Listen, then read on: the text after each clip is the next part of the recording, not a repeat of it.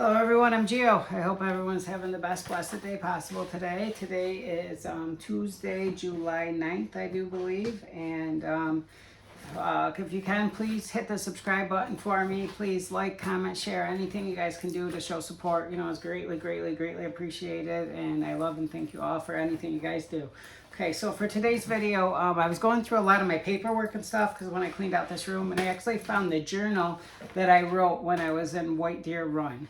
So this is last year, March 1st, I went to White Deer Run, and I started writing a journal on March 15th. It basically took that amount of time for me to start feeling like anything like myself, where I could start writing. So I'm going to share with you guys, I got my journal here. I'm going to share with you guys some notes from, a few of the days from the journal. We'll talk about it as we go.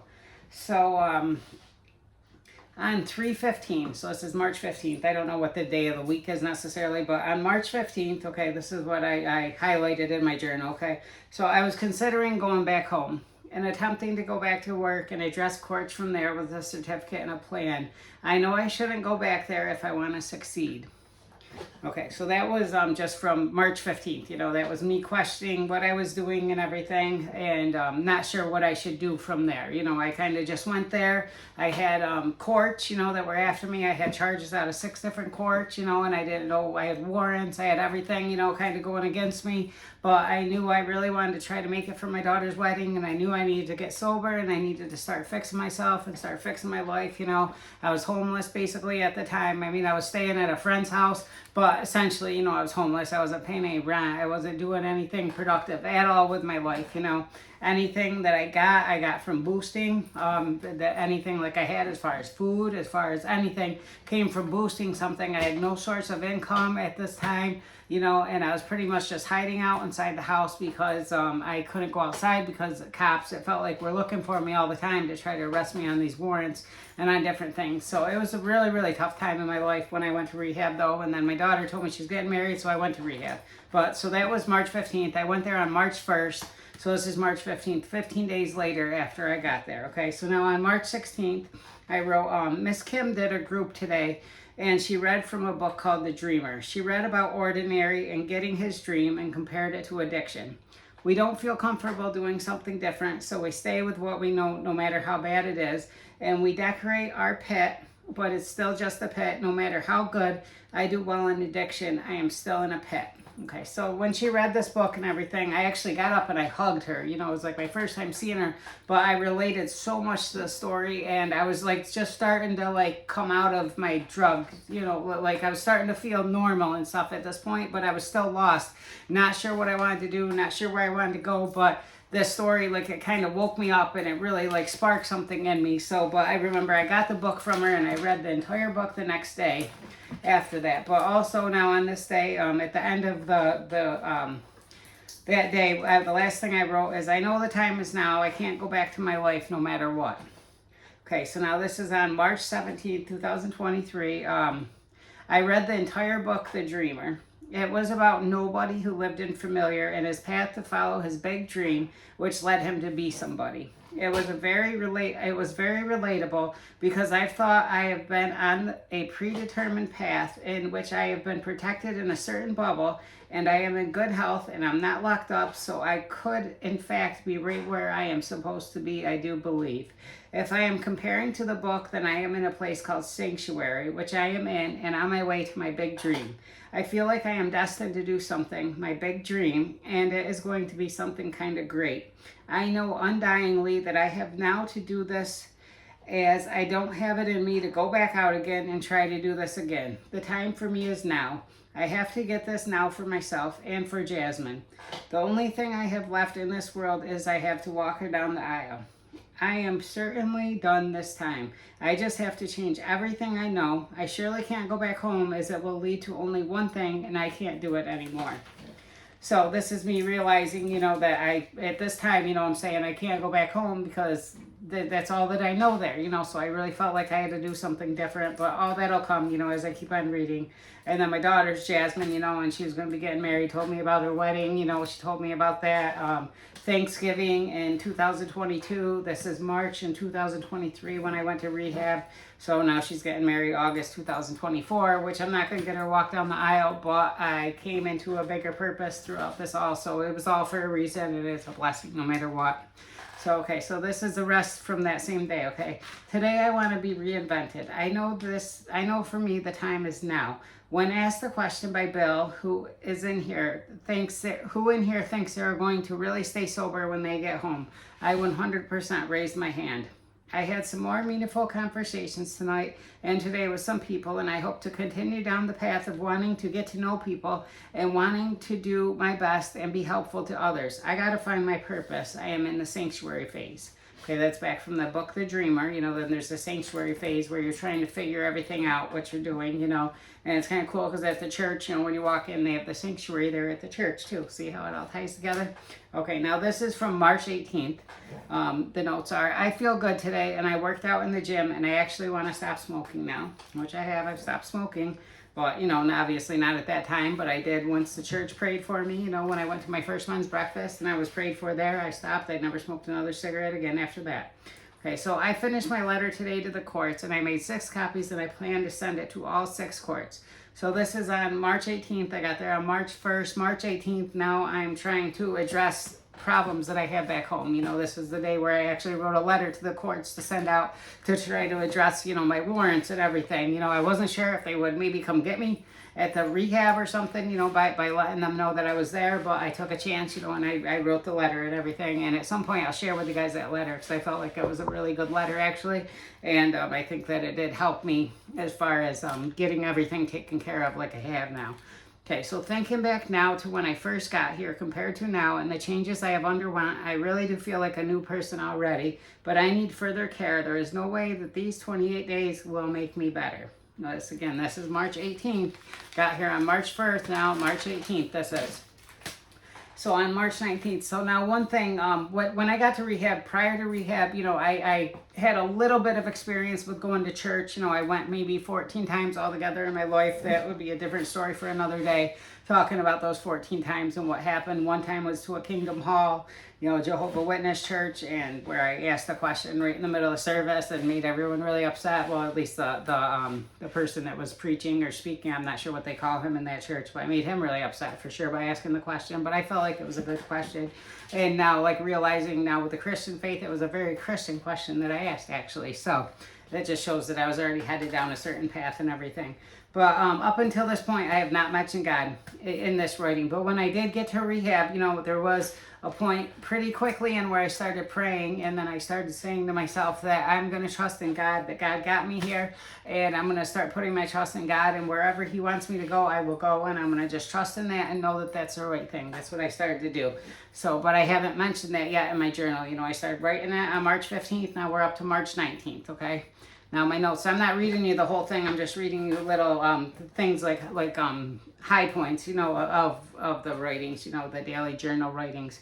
Okay, so this is from March 19th. For now I am here, and now I got a lot of work to do and a long way to go. I'm so grateful for coming here, though. I can't believe I am even saying this, but it's 100% the truth. I need to fix myself now. I can't go back out there and do what I've been doing anymore. I do miss when I was doing good out there selling stuff. I got pretty high up and I did a lot for a while.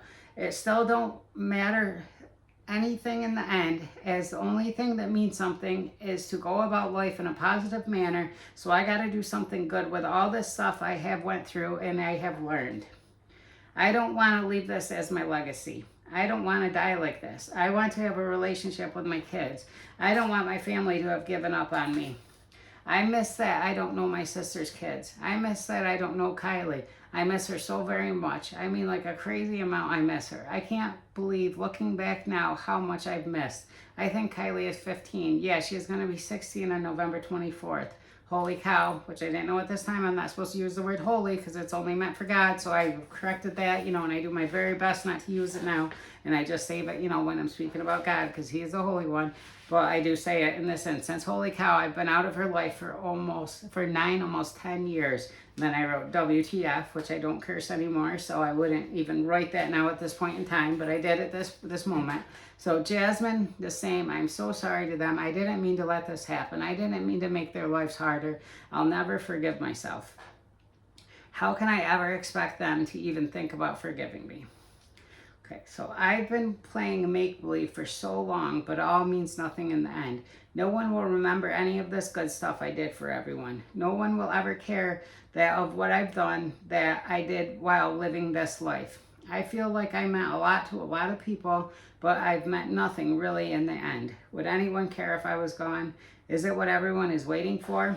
Everyone here who has all this clean time, and they're right here with me. So what hope is there for me? I actually think there is hope for me. I just need to get as much time in as I can. I kind of got to put it in God's hands and believe I will end up where I am supposed to.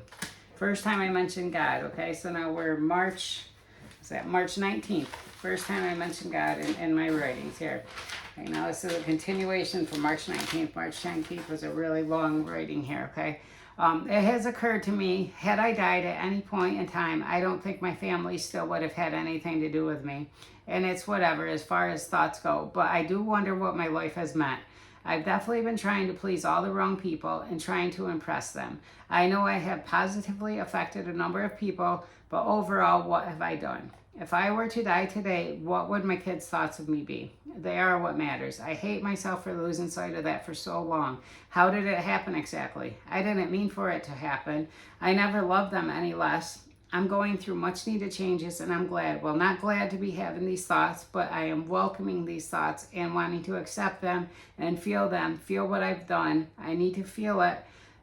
I can't keep making excuses for my life and what it has become. I can't keep blaming others for anything. I got myself here. Now I need to man up and become the man I'm destined to become, the man I want to become. I need to make all new friends, make all new relationships. I need to relocate completely. I want to be a better human being.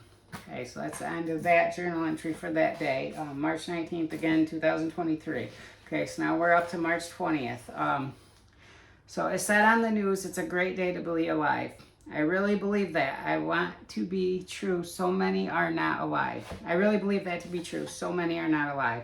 It's really sad, all the people who have died. It really occurs to me now how lucky I am to be alive. I could have died thousands of times. Okay. I hate that I've lost so many friends to this disease.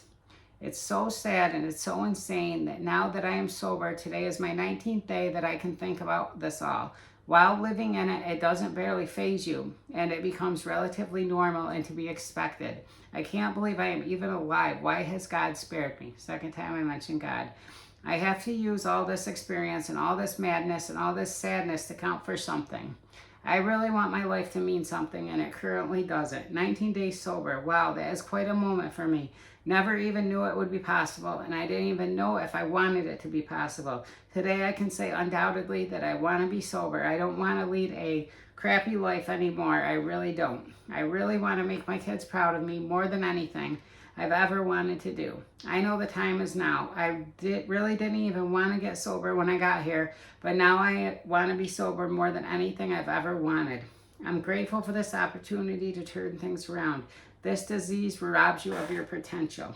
I went to detox today to bring up someone, and Tanya was there. That's my girlfriend Tanya that I'm still with now currently. But so this was on day March 20th. I got there on March 1st. I went down to detox to help this kid because we bring up like a new member up to like the group that we're in, and Tanya was there sleeping with her head down on a desk. So, and like at that moment when like I went and woke her up, like she was so happy to see me, like it was crazy. And like that was like a big moment for us actually, because I didn't know if she would come there. She said that she was going to come after I left and everything, you know, but I kind of really did not expect that she was going to want to get clean or that she was going to follow along with me or anything. So like when I went there, like the chances of us being together now still, and us both to be sober and us both to be like far along, like she just got baptized this week, you know, like she's doing everything a little bit after me and stuff, but she really is working on herself and really has done like really, really well to get here. So it's pretty amazing. But She actually came here. I'm so proud. She got here like 2 days ago. I'm very proud of her, and maybe we can go, maybe she can go on this journey with me. I was very glad to see her. My thoughts and feelings right now are crazy being Tanya is here. As far as everything goes, I am so happy she is here. I wish her the best, and we can see how everything plays through. I just don't know how to worry about myself and now have her in my thoughts too when this is hard enough to do on my own. I spoke to Nate today. He was my counselor, Nate, and I sent stuff out to all the courts, I believe. I also signed a paper to try to go to a partial afterwards. And Cindy says she already sent out my paperwork to them, so I guess that is what is meant to be. Okay, so now a partial program is a 90-day program up to like a 6-month program, I believe. It's further like inpatient care. And that was my thought, because I thought if I come back home, courts are going to get me, and I really want to try to be out for my daughter's wedding. And so I'm thinking I need further care, you know, which I did. But I'm thinking that I couldn't come back home, because if I came back home, there wasn't going to be any hope for me, you know, for me to come back home. So that was what but I said, so I guess that is what is meant to be, because I was trying very hard to go along with what God was like willing for my life and to make that happen. Okay, so I am trying hard to get to the viewpoint that what will happen is meant to be, and I'm lucky to be doing it and to have the chance to be doing it. And to be doing them is lucky, and I sure need to be thankful. I could be like so many others that have passed away, like so many I can't even remember them all. I couldn't imagine not having this chance to improve myself and having this chance to make my name count for something. I could just be remembered as a drug dealer booster that put everyone else before myself or my family. I can't believe how long it's been since I have seen my kids. I just shared in group, and it's night and day since the first group I shared till now. My speaking is better. I'm calmer, speaking slower, and speaking a lot more comfortably.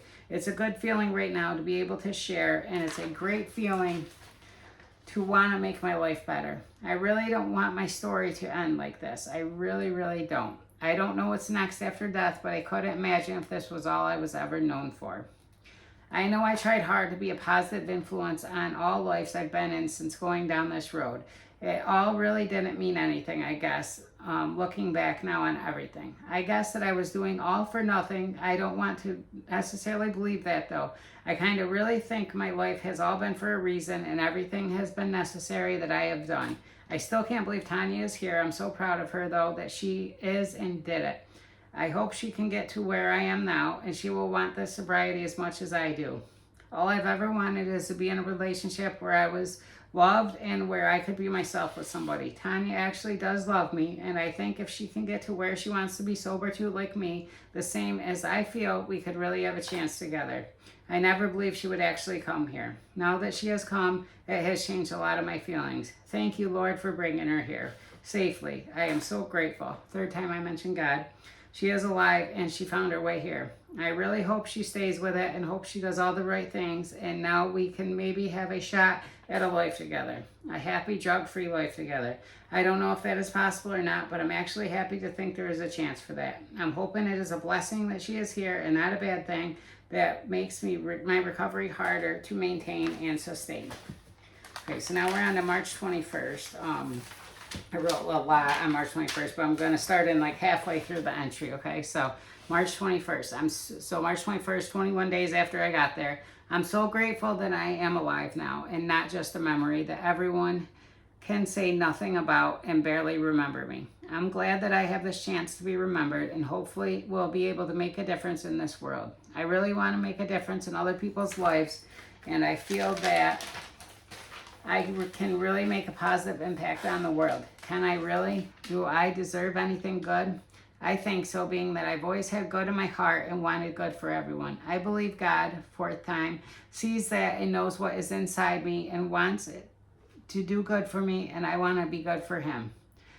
It's all mental. We have a disease, and it's not exactly my fault. It's not my fault, but it's not just my fault. I want to get better, though. I just saw Tanya and talked to her and she asked why I was going to a partial program, which I really don't know why, but I am going to go wherever God wills me to go.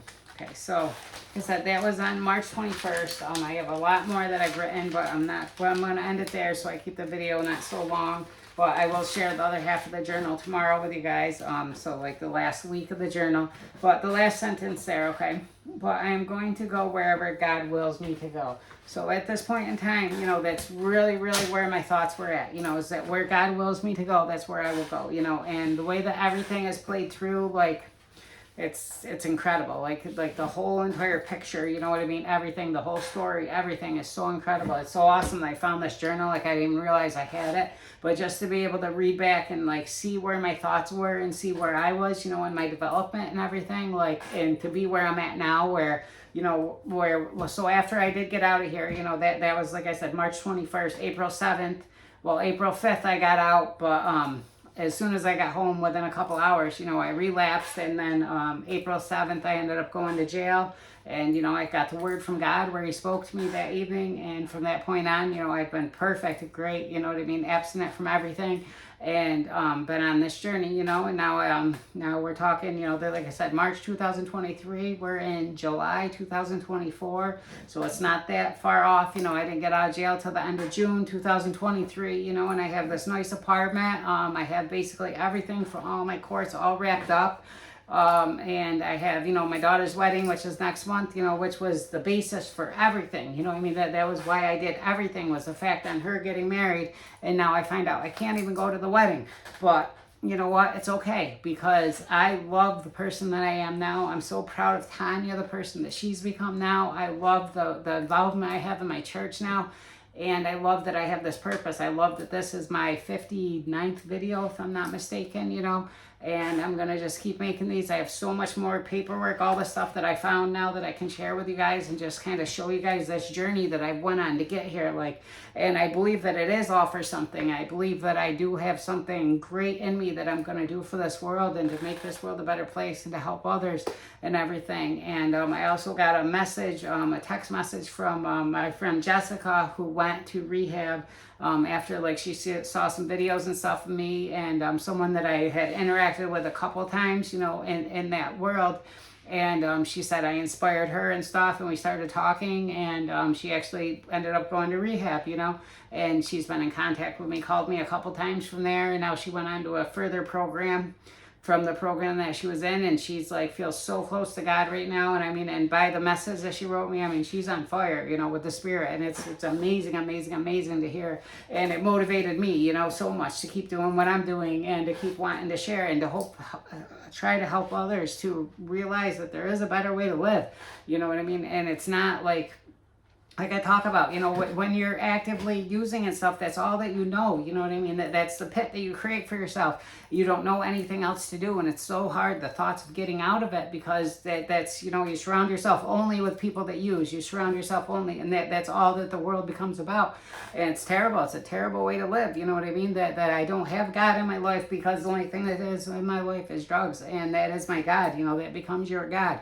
And that's not a way that you can live your life, you know what I mean? And like I said a lot, you know, throughout that writing and stuff, is that I wanted to leave something behind, you know, my legacy. I don't want to be remembered for this. I don't, you know, if I had died, because I made a list, you know, of everyone that I know that passed away. I mean, it's well over 40, but probably more towards like 60, 70 people that I know that passed away from addiction or addiction related diseases.